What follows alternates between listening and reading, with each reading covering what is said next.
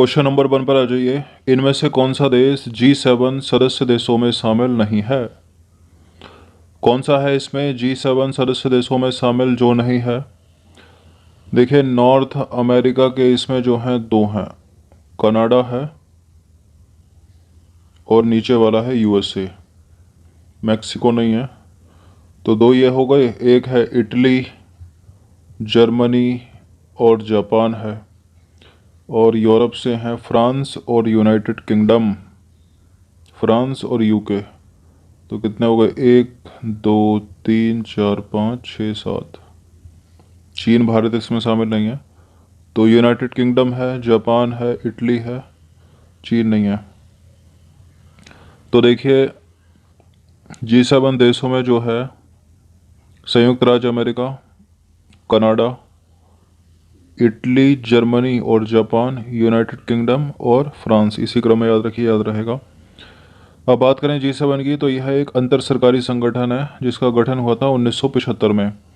वैश्विक आर्थिक शासन, अंतर्राष्ट्रीय सुरक्षा, ऊर्जा नीति जैसे सामान्य हित के मुद्दों पर चर्चा करने के लिए यह एक समूह है जो वार्षिक बैठक करता है। वर्ष 1997 में रूस के इस समूह में शामिल होने के बाद कई वर्षों तक जो G7 है वो G8 के रूप में जाना जाता था। लेकिन 2014 में क्या हुआ? यूक्रेन के क्रीमिया क्षेत्र के सैन्य अधिग्रहण के बाद रूस को इस समूह से निष्कासित कर दिया गया, जिसका मुद्दा सबसे पहले उठाया था USA ने, और समूह को फिर से अब G7 कहा जाता है। इम्पोर्टेंट है ये सब नाम, जैसे G7 में कितने, आसियान में कितने, G20 में कितने, ब्रिक्स में कितने, सार्क में कितने, ये सब पता होने चाहिए आपको, कभी भी पूछ लिया जाता है। G20 के संदर्भ में कौन सा स्टेटमेंट गलत है? G20 देशों की शुरुआत जो है 1999 में एशिया में आए वित्तीय संकट के बाद की गई थी। वर्ष 2008 में G20 के नेताओं का पहला शिखर सम्मेलन आयोजित किया गया था। गलत ढूंढना अपने को। G20 के सदस्य देश वैश्विक सकल घरेलू उत्पाद का 85% तक प्रतिनिधित्व करते हैं। भारत की तरह पाकिस्तान भी मार्च 2020 से G20 का सदस्य देश है। देखिए, करेक्ट है पहला स्टेटमेंट, दूसरा भी करेक्ट है, तीसरा भी करेक्ट है। भारत की तरह पाकिस्तान अभी तक ना मार्च 2020 तक ना अक्टूबर 2020 तक G20 का सदस्य देश नहीं है। गलत है स्टेटमेंट डी।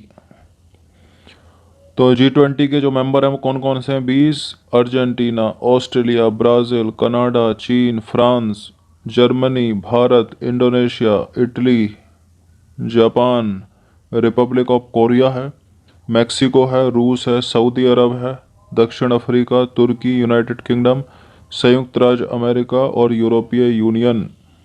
तो चीन इसमें है, भारत भी इसमें है, पाकिस्तान इसमें शामिल नहीं है, याद रखिए,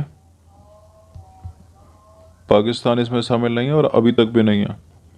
बाकी G20 के सदस्य देश जो हैं वैश्विक सकल घरेलू उत्पाद का करीब 85% और वैश्विक व्यापार का 75% और विश्व के आबादी का 2/3 से अधिक प्रतिनिधित्व करता है। क्वेश्चन नंबर 3 पर आ जाइए। किन दो देशों के बीच 3 से 16 फरवरी 2020 के बीच में जो है संप्रीति युद्ध अभ्यास का आयोजन किया गया? तो संप्रीति युद्ध अभ्यास किन दो देशों के बीच है? भारत और श्रीलंका के बीच नहीं है, भारत और बांग्लादेश के बीच है, इंडोनेशिया नहीं है, मालदीव नहीं है। ऑप्शन नंबर ए है इसका आंसर। तो भारत और बांग्लादेश के बीच 3 से 16 फरवरी 2020 के बीच मेघालय के उमरोई में, कहाँ? मेघालय के उमरोई में संप्रीति युद्धाभ्यास का आयोजन किया गया। यह युद्धाभ्यास भारत और बांग्लादेश के बीच रक्षा सहयोग का हिस्सा है। द्विपक्षीय रक्षा सहयोग की दृष्टि से यह अभ्यास काफ़ी महत्वपूर्ण है। समाचारों में रहने वाला तलानोवा संवाद, तनालोआ डायलॉग का संबंध किससे है? यह भी हाल ही में UPSC सिविल सेवा की प्रारंभिक परीक्षा में पूछा गया 2020 की, जिसका रिजल्ट आ गया कल शाम को, और जोड़े मिलाने के लिए पूछा गया था। इसके सामने लिखा था क्लाइमेट चेंज, जो कि करेक्ट था। तो किससे संबंधित हो गया फिर ये? जलवायु परिवर्तन से संबंधित हो गया। ऑप्शन नंबर ए है इसका आंसर। तो 16 नवंबर 2017 को जर्मनी के वान में, कहाँ? जर्मनी के वान में अंतर्राष्ट्रीय जलवायु परिवर्तन सम्मेलन का आयोजन किया गया था। अंतर्राष्ट्रीय जलवायु परिवर्तन यानी क्लाइमेट चेंज कॉन्फ्रेंस, या इसको बोलते हैं COP, COP 23 की अध्यक्षता जो है फिजी गवर्नमेंट ने की थी। इस सम्मेलन के अंत में तनालोआ डायलॉग के लिए एक कार्य योजना प्रस्तुत की गई थी। तालानोआ, तनालोआ नहीं, तालानोआ डायलॉग, तालानोआ संवाद। और वो क्या था उसमें योजना के अंदर? उसमें था कि यह कार्य योजना वर्ष भर चलेगी, जिसमें जलवायु से संबंधित विभिन्न देशों के द्वारा उठाए गए कदमों का मूल्यांकन किया जाएगा। बढ़ते हुए क्रम में इन घटनाओं का सही कालानुक्रम सजाना है आपको। पहला देख लेते हैं, जलियांवाला बाग हत्याकांड, महात्मा गांधी द्वारा आईएनसी की अध्यक्षता, मतलब इंडियन नेशनल कांग्रेस की अध्यक्षता, चोरी चोरा घटना। तो मिला दीजिए, आसान सा है ये तो। जलियांवाला बाग हत्याकांड हुआ था कब? 13 अप्रैल 1919 को, 1919 हो जाएगा। महात्मा गांधी ने इंडियन नेशनल कांग्रेस के एकमात्र अधिवेशन की अध्यक्षता की थी, 1924 का बेलगांव अधिवेशन। और चोरी चोरा की घटना हुई थी 1922 में, वो काकोरी घटना 1925 में। तो सबसे पहले 1919 आएगा, उसके बाद 1922 आएगा, फिर अंत में 1924 आएगा। तो सबसे पहला आ जाएगा जलियांवाला बाग हत्याकांड, ऑप्शन नंबर बी। उसके बाद चोरी चोरा की घटना 1922, फिर महात्मा गांधी द्वारा इंडियन नेशनल कांग्रेस की अध्यक्षता, एकमात्र बेलगांव 1924।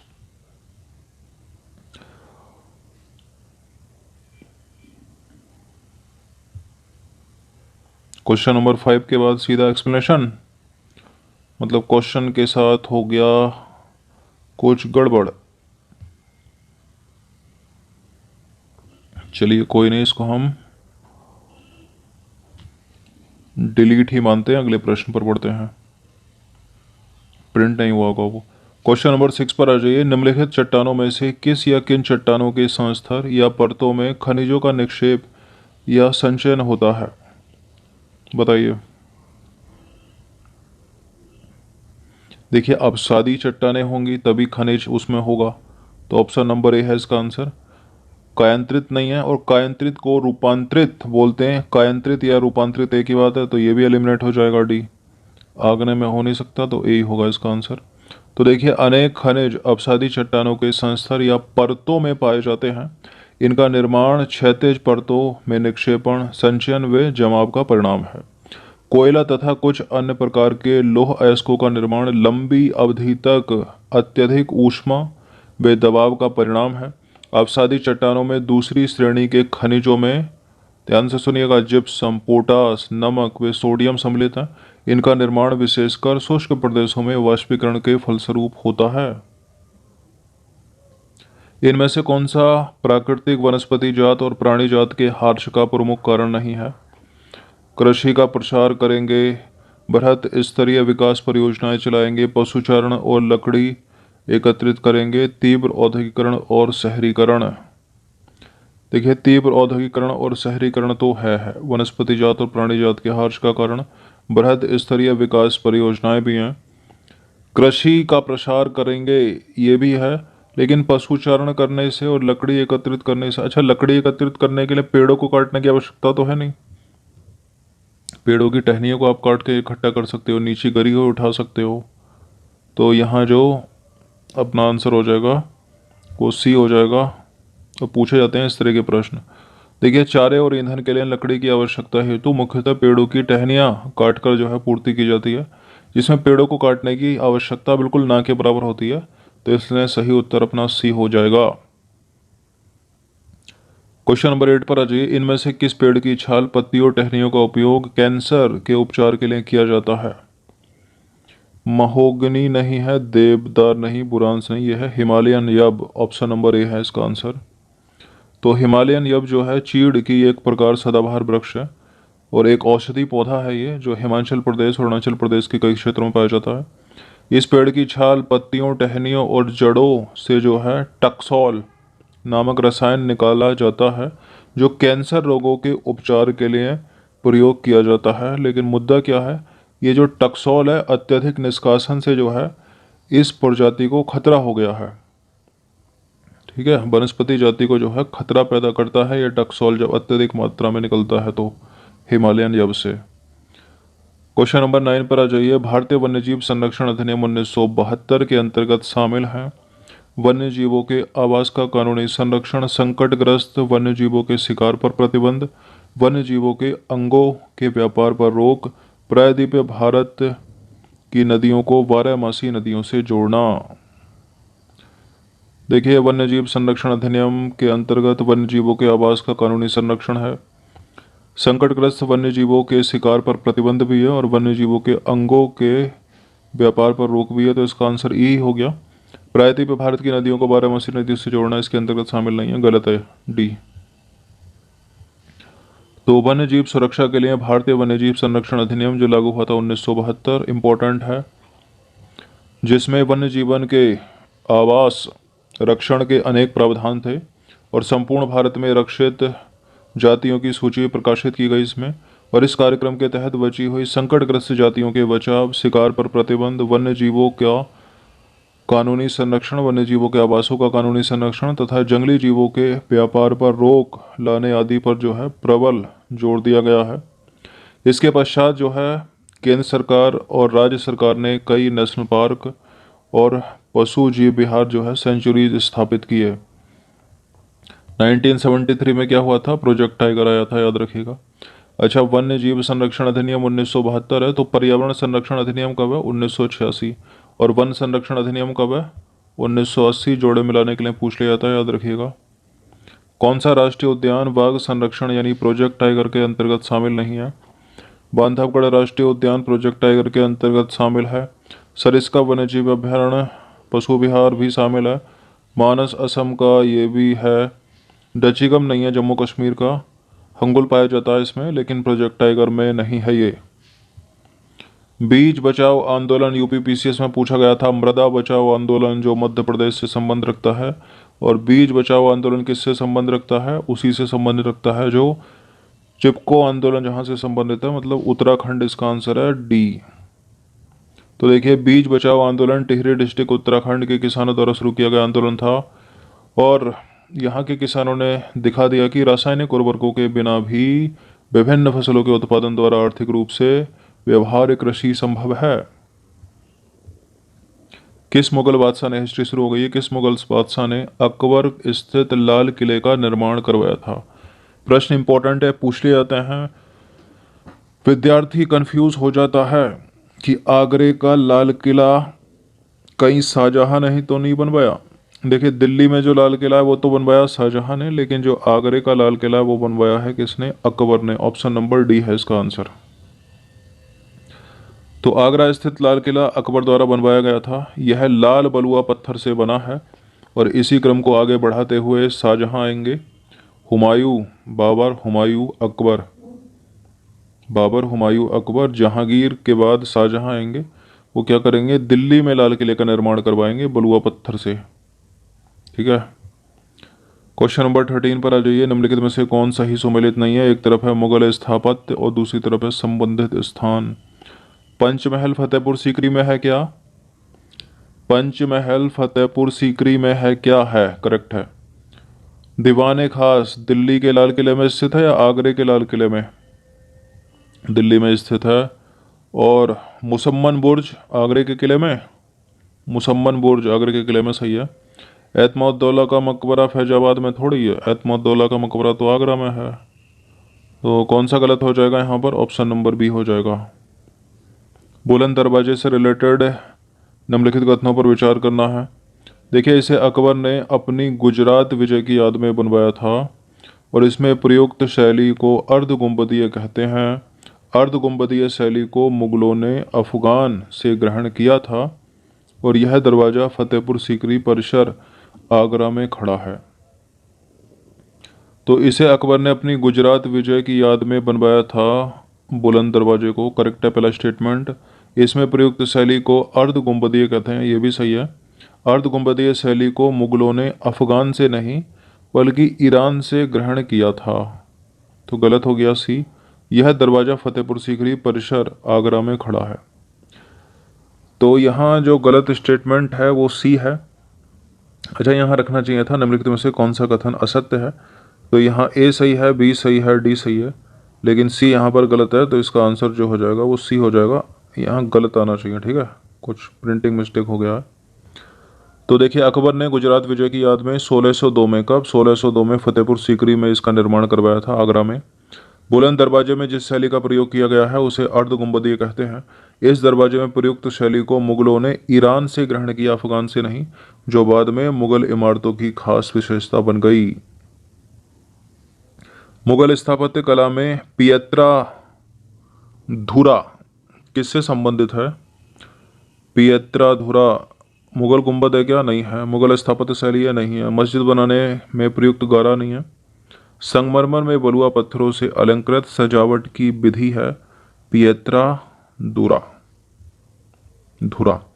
तो देखिए, जहांगीर ने अपने शासनकाल के अंतिम वर्षों में संगमरमर की इमारतें बनाने और संगमरमर की इमारतें बनाने और दीवारों को जो है अर्ध मूल्यवान बलुआ पत्थर से बनी फूल पत्तियों की आकृतियों से सजाने का चलन जो है प्रारंभ किया जहांगीर ने, जिसे कहा गया पियत्रा धुरा।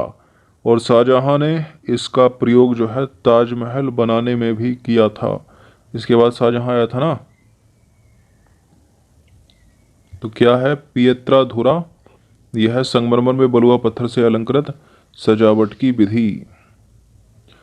क्वेश्चन नंबर 16 पर आ जाइए। दिल्ली स्थित मोती मस्जिद का निर्माण किस मुगल बादशाह ने करवाया था? दिल्ली स्थित मोती मस्जिद का निर्माण करवाया था किसने? औरंगजेब ने। ऑप्शन नंबर बी है इसका आंसर, सीधा सीधा याद रखिएगा। अब बताइए, शाहजहां के संदर्भ में कौन सा कथन सही नहीं है, मतलब गलत है? इसने आगरे के किले में मोती मस्जिद का निर्माण करवाया था। देखिए, दिल्ली की मोती मस्जिद, जो दिल्ली में मोती मस्जिद स्थित है, उसका तो औरंगजेब ने निर्माण करवा दिया। अब यह है आगरे के किले में स्थित मोती मस्जिद, तो ये शाहजहां ने बनवाई थी। क्या करेक्ट है? इसने दिल्ली स्थित जामा मस्जिद का निर्माण करवाया था। इसने किसने? शाहजहां ने।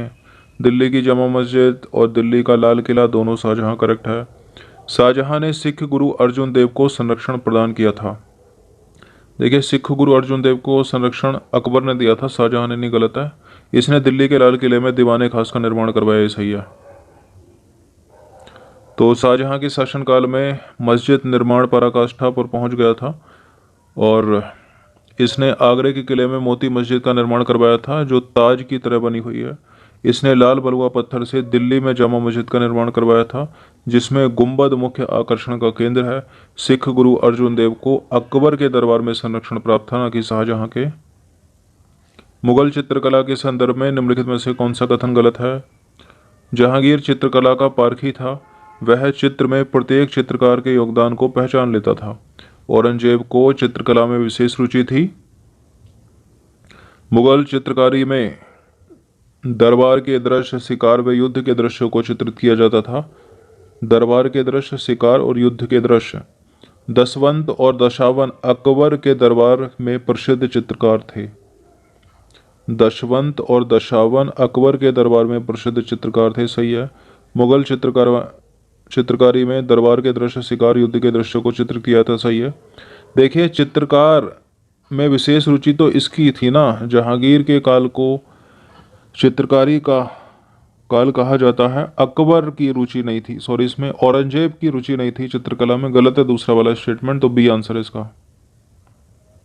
क्वेश्चन नंबर 19 पर आ जाइए। फैजी को फारसी का बहुत बड़ा विद्वान था। फैजी जो फारसी का बहुत बड़ा विद्वान था और अबुल फजल का भाई था, वह निम्नलिखित में से किसके अनुवाद विभाग से संबंधित था? देखिए, फैजी जो फारसी का बहुत बड़ा विद्वान था, अबुल फजल का भाई था, वह अकबर के अनुवाद विभाग से संबंधित था। अकबर के नौरत्नों में है ना फैजी। तो फैजी फारसी का बहुत बड़ा विद्वान था, फारसी का, और अबुल फजल का भाई था ये। और यह अकबर के अनुवाद विभाग से संबंधित था और महाभारत का फारसी अनुवाद फैजी की देखरेख में किया गया था। 20 प्रश्न, अंतिम प्रश्न है। मुगल कालीन संगीत के संबंध में निम्नलिखित में से कौन सा सही है? अकबर ग्वालियर के प्रसिद्ध गायक तानसेन का संरक्षक था। तो तानसेन का संरक्षक कौन? अकबर, जो कि करेक्ट है स्टेटमेंट, पता ही होगा आपको। तानसेन मुगल दरबार में तबला वादक था। भारतीय शास्त्रीय संगीत पर सर्वाधिक फारसी भाषा में रचनाएं औरंगजेब के काल में हुई थी। औरंगजेब कुशल वीणा वादक था। देखिए, अकबर ग्वालियर के प्रसिद्ध गायक तानसेन का संरक्षक था, करेक्ट है। तानसेन तबला वादक था, सही है। तो स्टेटमेंट डी हो गया, ई हो गया इसका आंसर। औरंगजेब कुशल वीणा वादक था, ये भी सही है। और भारतीय शास्त्रीय संगीत पर सर्वाधिक फारसी भाषा में रचनाएं औरंगजेब के शासनकाल में हुई थी, ये भी सही है। तो उपरोक्त सारे के सारे सही हैं, इसलिए सही उत्तर होगा ई। तानसेन को अकबर का संरक्षण प्राप्त था, इसे कई रागों की रचना का श्रेय भी दिया जाता है। औरंगजेब को संगीत में रुचि नहीं थी, उसने अपने दरबार से गायन को खत्म कर दिया था, लेकिन वाद्य यंत्रों को रहने दिया था क्योंकि वह कुशल वीणा वादक था। तो स्वार्थी हो गया ना ये। औरंगजेब के शासनकाल में ही सर्वाधिक भारतीय शास्त्रीय संगीत पर फारसी में पुस्तकों की रचना की गई, फारसी में। और संगीत के क्षेत्र में कुछ घटनाएं मोहम्मद शाह के शासनकाल में घटी थी। ठीक है। तो बीड़ा बजाता था औरंगजेब, इसी के चलते इसने वाद्य यंत्रों को रहने दिया और अपने दरबार से संगीत गायन को खत्म कर दिया। संगीत के वाद्य यंत्रों को रहने दिया, वो खासकर बीड़ा को, क्योंकि बीड़ा वादक था ये। तो 20 प्रश्न थे इंपॉर्टेंट, इसमें से कम 10 प्रश्न थे हिस्ट्री के, 5 ज्योग्राफी और बाकी के करंट अफेयर्स। अच्छे से इसका रिवीजन कम से कम एक दिन, मतलब एक बार तो कर ही लेना। धन्यवाद।